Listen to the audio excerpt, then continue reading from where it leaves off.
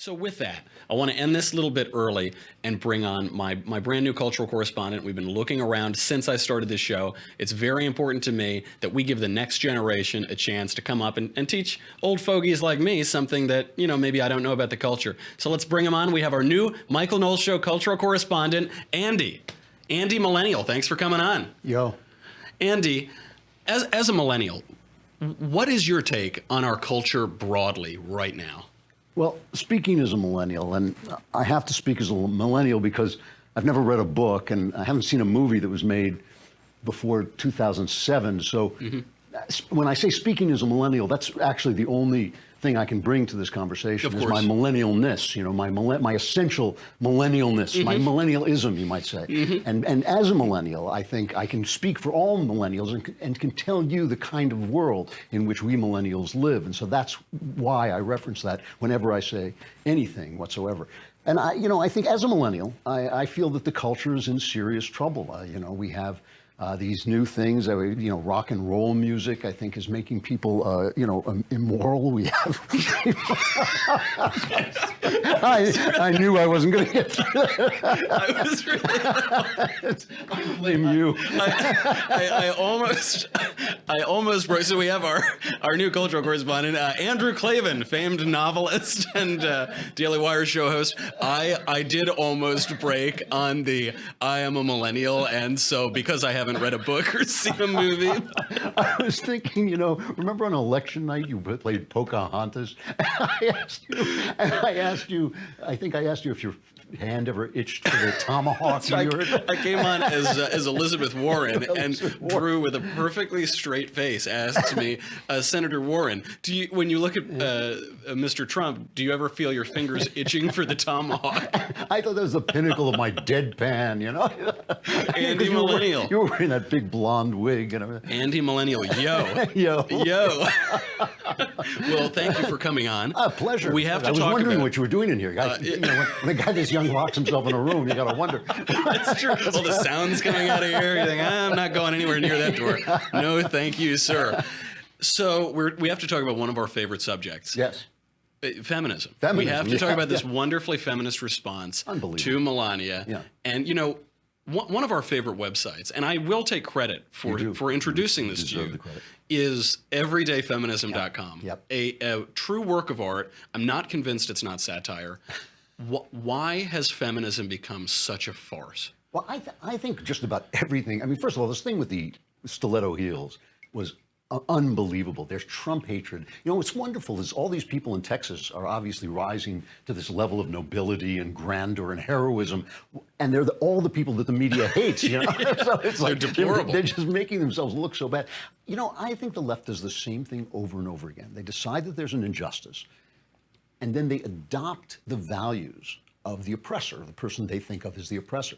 So they think that men have oppressed women, which, by the way, in the West, completely untrue. Right. I mean, that's the first thing. I mean, the thing is, in a society that's just starting out and is weak, women have a very special role to play, which is the role of bearing children. And you have to protect them, and you have to keep them away from the wars and things like that. We're so safe now that a lot of that stuff has gone by the boards, but that's only because in the modern world we're so safe. So they decide there's this injustice, and then they say, well, we want to be what the oppressor is. So if men are making money, why can't women make money? If men work, why shouldn't women work? If men are strong, why shouldn't women? If men are dying younger, why shouldn't women die? Exactly, and which now they do. Right. And it's so dumb because essentially men and women are the only kinds of people who are different. I don't really believe that black people and white people are different per se. Culture has a lot of effects, but men and women are actually different. They actually have different strengths, different qualities, different things that make them men, that make them women. And sure, there's always a bell curve. There's always different people who fall in. Not all men are as macho as you and I. As the two of us, I know. Some are a little more effeminate, of course. You can't expect that kind of level. We're at the very top of the macho belt. But I think this whole idea that we should value women, and conservatives fall for it too. They'll say, you want to see feminism, how about a woman with a gun? And I think, you want to see feminism, how about a woman with a baby? How would that be? How about a woman who's probably kind? Scarier too. Yeah, probably really, more intimidating. Exactly. How about a woman who's nurturing? How about a woman who's tender? How about a woman who doesn't care as much about money because she's doing something more important? They even have these things where they'll say, if you paid a housewife for everything she did, it would cost millions. Actually, if you paid a housewife for the actual physical labor she did, it wouldn't cost very much at all. Right. What she's devoting to it, creating a home and creating a moral universe and creating a family, that's invaluable. You can't making the man sane, and you know. making a man a man. You know, yeah, that's right. You know, sweet little Lisa's been gone now for a couple of weeks visiting her family. I know. My life is in shambles. my apartment is just Not destroyed. true, Michael. We had a great time shooting. That's true. Yeah, that's all I do is I go shooting and drinking. That's pretty much all I've been up to. My wife leaves town. About 2 days later, I'm out in the woods hunting deer with my teeth. You know, I'm just running down deer. Yeah, no, I mean, I think that is, and they say, well, why should a woman only have value in what she does for a man? And you think, well, we all have value in what we do for one another. That's ridiculous. You know, so it's just an absolutely materialist creed that has adopted the values of the people, the supposed values of the people they hate. And you see it with like Antifa, right? Antifa, they say that the fascists are the oppressors, and so they become fascists. They wear masks and beat up people. That's right. Yeah, that's right. They literally wear black shirts. You know. Yeah. Do you think this has always been inherent in feminism? This indiscernibility of the sexes. Women should just be men. The sexes should be the same. They can't complement one another. Has that always been in first wave, second wave feminism, or is it blossoming now? Is it something new? I think it's a question of revolution eating its own children. I have a theory that a lot of these changes come at the time that they're supposed to come. You know, that when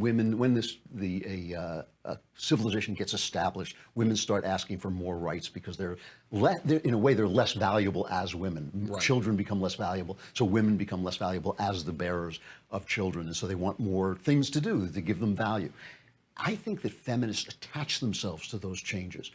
I was there, you know, as a millennial, I was there when some of this stuff was getting started, and it was pretty easy. You know, women said, we want to get in, we want to work, we want to do these things, and everyone thought, that's fair. You know, that's pretty fair. But the feminists, the radical feminists, attach themselves to that, right, and then essentially accuse you if you oppose feminism. And I am an anti-feminist. I'm not like a sort of pro-feminist. I'm an anti-feminist. But they accuse you of thinking that women shouldn't have choices and rights. I believe a woman should choose whatever she wants to do. Each one is an individual. I'm an individualist. Whenever the circle of feminism and the circle of individualism intersect, I'm a feminist. Yeah, you know, I think the one circle's down Sepulveda's. I don't know how lucky you're going to find that. But as we see with Melania Trump, they're not really offering freedom. What they're really offering is another way of oppression. What they want to do is turn the oppression on us. They want to say, well, women were oppressed, now men will be oppressed. Right. You know, that's no way to build a society. I think the changes that came for women, the giving them more, choices and things like that, are great. But I really think this wave of feminism has accomplished nothing but bad and has attached itself to those good changes and sort of said, we did that, when they just didn't.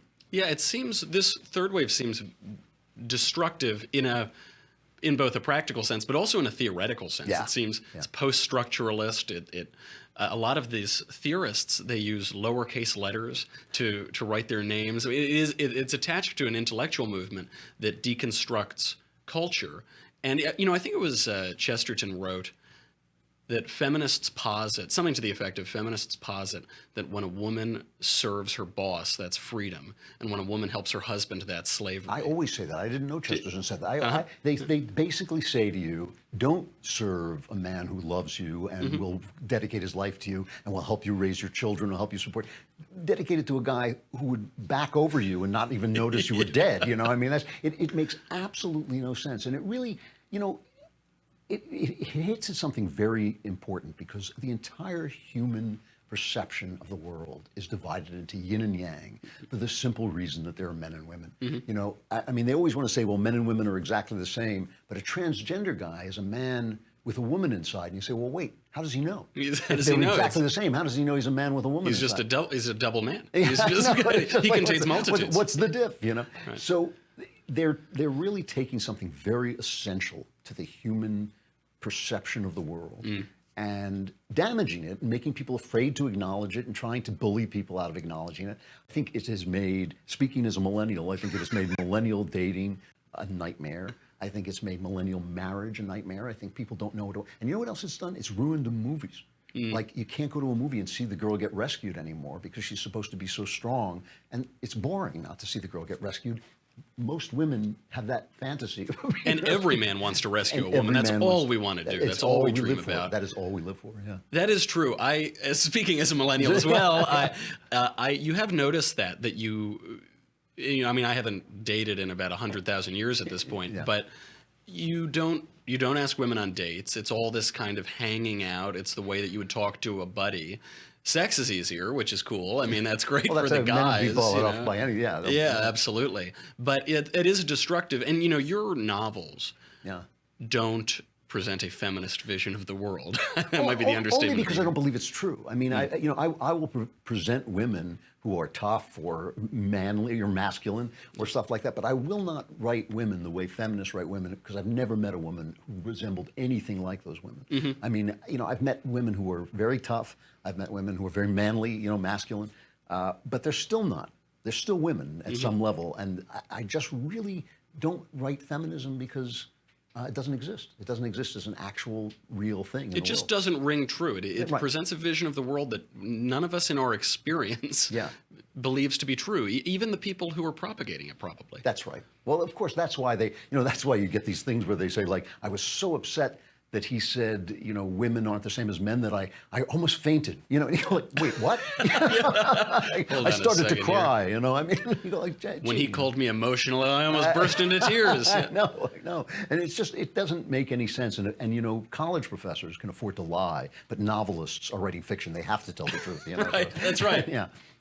Speaking of your Yeah. stories that don't present a feminist view of the world, I'll say. we've got one that we're working on around the clock in this broom closet of a studio. In this very room, we are creating the cure for the Clavenless weekend, another kingdom. You are, on which, by the way, and this is the only nice thing I will ever say to you, ever, you are doing an excellent job. You are the performer of this story that I wrote, and I'm watching you act it out and do the voices and all this stuff, and it's really, actually, you almost have some talent. Did we get that on tape? Marshall, are we sure we're Erase recording? it. No, I Marshall, will cut it erase out. it. And Andrew, you're really just ruining the ego. I need to like- put that on my IMDb or something. Only the first positive. No, thank you very much. I mean, even I'm listening to it and going, hey, this is pretty entertaining. It is a great story. It's Oh, really great. It does ring a little true to me because it's about this failed Hollywood guy who wanders into a kingdom that is probably less surreal than Sepulveda Boulevard that he walked off of, or the studios. But it's going to be really fun. And we're releasing it. I actually don't know exactly when we're releasing it. It's going to be shortly after Labor Day, and we're going to bring Okay, it out cool. on Fridays to make up for because you don't have a show on Friday. I don't have a show on Friday either, Our, yeah. our desperate fans will, and hopefully we'll stave off some of these disasters that Yeah, keep God happening help every us. time. Yeah, the world needs something to fill that gap. That's right. Absolutely. So yeah, so we're going to release it hopefully a little after Labor Day. Yeah. It'll be a weekend release. We'll do like one episode a week. And people can write in and send all their angry comments. All, that's what we What live for. are you guys doing? Stick to feminists. Excellent. Well, Andy Millennial, thank you for being here. Yo. It's a pleasure to have this great new cultural correspondent. Andy Millennial, everybody. Thank you very much.